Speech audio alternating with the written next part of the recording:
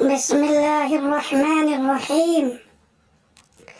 الحمد لله وكفى وسلام على عباده الذين اصطفى اما بعد. ایک نوجوان کی قابل رشک امانت داری. ترکی کا ایک بڑا معروف اور مشہور تاجر تھا جس کو اللہ تبارک و تعالیٰ نے رزق کی بہت فراوانی دی ہوئی تھی. اس نے ایک باغ بھی بنایا تھا.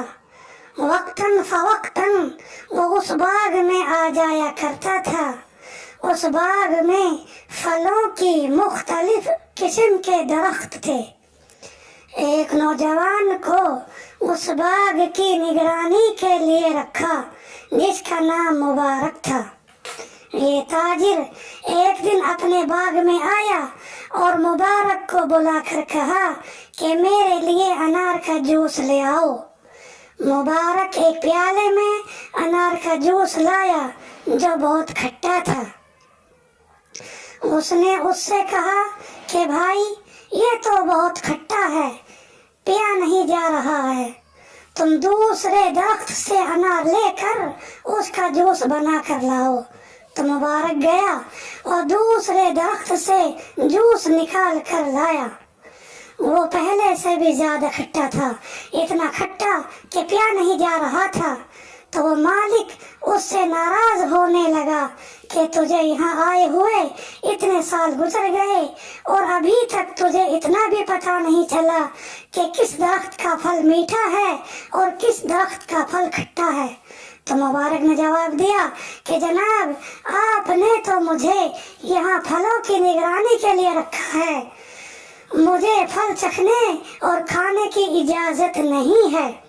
چنانچہ اتنے سال میں نے تو پھل چکھ کے بھی نہیں دیکھا کہ کون سا پھل میٹھا ہے اور کون سا کھٹا. تو وہ ترکی تاجر اس بات پہ بہت حیران ہوا کہ یہ شخص اتنا امانت دار ہے، اس قدر اس کے اندر امانت کا جذبہ ہے کہ اس نے کہا کہ میری ڈیوٹی فقط ان کی نگرانی کرنا ہے، مجھے کھانے کی اجازت نہیں ہے اور اس وجہ سے اتنے سالوں سے میں نے اس کے پھل کو نہیں چکھا ہے. دل میں اس نے سوچ لیا کہ جو نوجوان دل میں اتنا خوف خدا رکھتا ہے، اتنا اللہ کا ڈر رکھتا ہے اور جو اتنا امانت دار ہے، وہ میری خدمت کے بجائے اس مالک الملک کی خدمت کے لیے زیادہ مناسب ہے. اس تاجر نے مبارک سے کہا کہ میں باغ کی نگرانی کے لیے کسی اور شخص کو رکھ لوں گا، بہتر یہ ہے کہ تو اللہ کی عبادت کے لیے مشغول ہو جا. مبارک تو پہلے ہی چاہتا تھا کہ مجھے اللہ کی عبادت کے لیے اور زیادہ فرصت کا وقت ملے. چنانچہ مبارک اللہ تعالیٰ کی عبادت کے لیے فارغ ہو گیا اور اس نے باغ کی نگرانی کے لیے دوسرا بندہ تلاش کر لیا. تو چونکہ اس تاجر کو اس نوجوان کے ساتھ محبت اور عقیدت ہو گئی تھی تو اس نے اس مبارک نوجوان کو ایک مشورہ دیا کہ دیکھو جہاں میرا گھر ہے اس کے ساتھ ایک چھوٹا سا گھر اور بھی ہے، وہ بنایا تو تھا گھر کے ملازموں کے لیے، کتنا اچھا ہو کہ آپ اس میں آ کر رہیں تو میری ملاقات آپ سے پہلے سے زیادہ ہوا کرے گی. مبارک نے اس بات کو قبول کر لیا.